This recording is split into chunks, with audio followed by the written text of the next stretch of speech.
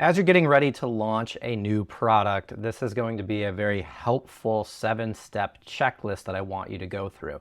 It's going to be something you can do pre and post just to make sure that you hit all the targets and that you did hit all the targets, if you know what I mean.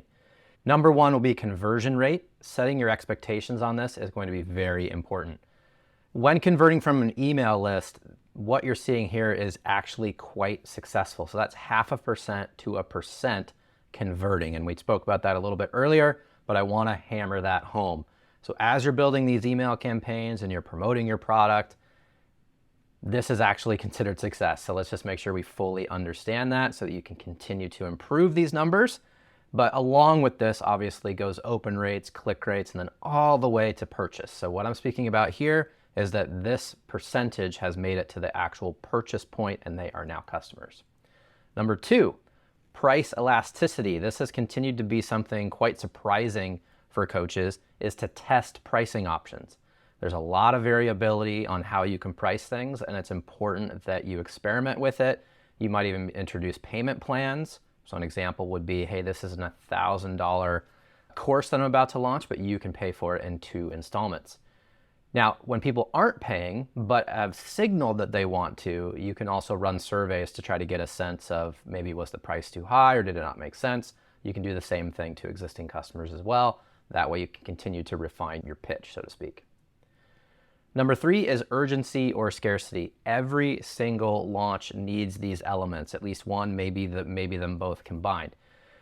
The urgency, the scarcity actually needs to be real though. People can see through the BS if it's not. So if you are selling an ebook, please don't say I only have X amount of ebooks, because everybody knows that's not true. But real urgency could be, hey, we're going to close the cart. We're no longer going to sell this course on this particular day. The price is going to go up. We're going to add in bonuses. Scarcity, there's only a certain amount of spots in this particular program. Those are all real things. You can stand by them and feel proud, and it will make people move. Number 4 is pre-launch content. Think about this like the release of a movie. They've got the teaser trailer that you can see on YouTube, then they have trailer number 1, trailer number 2, and then the final trailer right before the movie comes out. You can take these same best practices as you are promoting for your upcoming event or the launch of a particular product. Number 5, the offer. Now what you want is you want people basically to feel stupid for not participating or not taking advantage of this offer. By now you should have used the scarcity and urgency tactics, you're throwing in bonuses, and you're making sure that this offer is so packed with value that people can't say no. Number 6, the positioning. You want to really lean into the hook. Who is it for and why are they going to be interested in one sentence? This is going to take a lot of refinement, a lot of testing, and you will land on it and you will continue to improve it maybe one word at a time. If one of your launches isn't successful or as successful as you hoped it to be, this is one that you can really lean in on and go, man, if I just change this, maybe this will draw the attention to actually get people to the offer. And then number 7 is demand. I've said it before, but I'm going to say it again in a slightly different way. Is there signaling? Are people even showing you that they're interested? If so, confirm that interest by pre-selling before you build. Never build before confirming demand. The reason I'm hammering this one home is because in the pre-launches of this particular course of level 2, this point really stood out. So I want to make sure that you take this and you fully understand it and you implement it.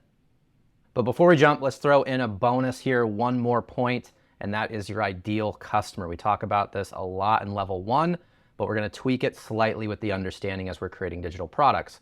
The reality is that the audience may be your current coaching clients, or they may be 1 to 2 degrees away. So here's an example. You are now coaching juniors with college goals. So your digital product is actually geared towards educating parents on how to be a supportive sport parent or a college savvy one. So you could make the argument that the parents are paying for the instruction for the athlete and then they're paying for this, so they're the same customer.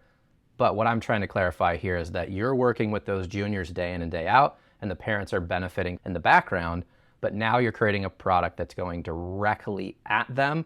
So you're taking the average value of that current athlete client and then maybe doubling it because you've now just stepped 1 degree away.